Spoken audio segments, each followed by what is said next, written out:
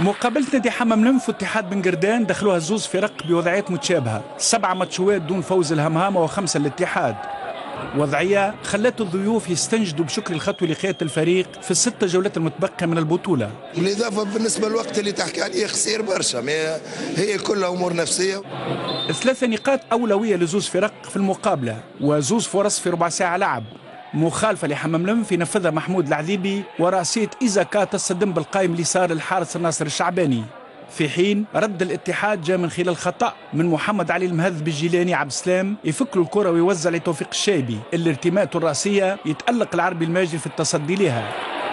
بقية الشوط ما شفناش فيه كان فريق برك يصنع في الخطر، الشيء اللي خلاه يفتتح النتيجة بوسط عمر زكري اللي استغل كيما يلزم توش طويل من فهمي بن رمضان. محمود العذيبي يعمل الديفياسيون وزكري بصنعة كبيرة يحط الكرة في الشباك في الدقيقة 25.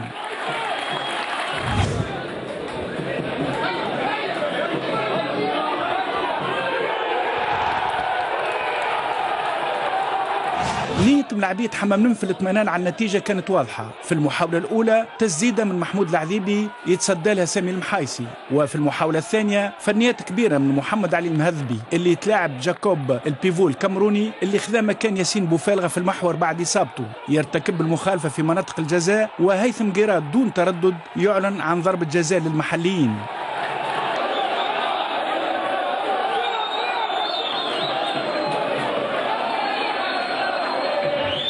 زياد الزيادي في التنفيذ والناصر الشعباني جاهز للتصدي، ومشكلة أبناء بوغارين تتواصل مع البنالتيات بعد إذاعة زوز ضد الملعب الجابسي يتواصل إخفاق ضد اتحاد بن قردان.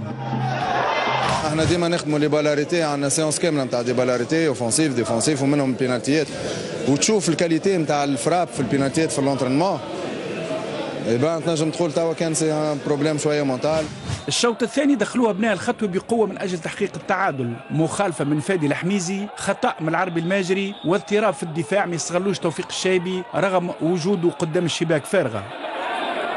نادي حمام لنف بعد العمليه هذه اختار العوده لمناطقه واللعب على لي كونتر، هجوم وعاكس اول مخدوم مليح بين زكري وايزاكا، توصل الكره للعذيبي اللي مهد لمحمد علي المهذبي وكورته بعيده على شباك الشعباني.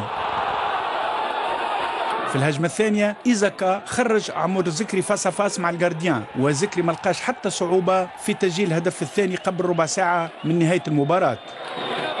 اتحاد بن قردان ما عرفش يستغل اخطاء حمام لنف في المقابله، خطا جديد من الحارس العربي الماجري في التعامل مع تسديده شهاب الزغلامي، تجي الكره قدام فادي العرفاوي والقائم اليسار يتعاطف مع حارس الهمهامه باش تنتهي المباراه بفوز غابه لحمام لنف من الجوله الثانيه اياب، مع توصل سلسله سلبيه لاتحاد بن قردان ب6 مقابلات دون انتصار. 6 مقابلات من غير انتصار. اليوم قدمنا خلينا نقولوا معناتها اتحاد بن قردان ورا وجه باهي في 0-0 كانت عندنا فرصه، كنا احنا السباقين باش نسجلوا، ممكن نحطوا نادي حمام لنف في ديفيكولتي، عكس هذاك صار سجل نادي حمام لنف. الماتش اللي كان يلزم يتربح اليوم والحمد لله ربحناه، وبيان سور الميريت راهو يرجع لي جوار خاطر سيتي با فاسيل.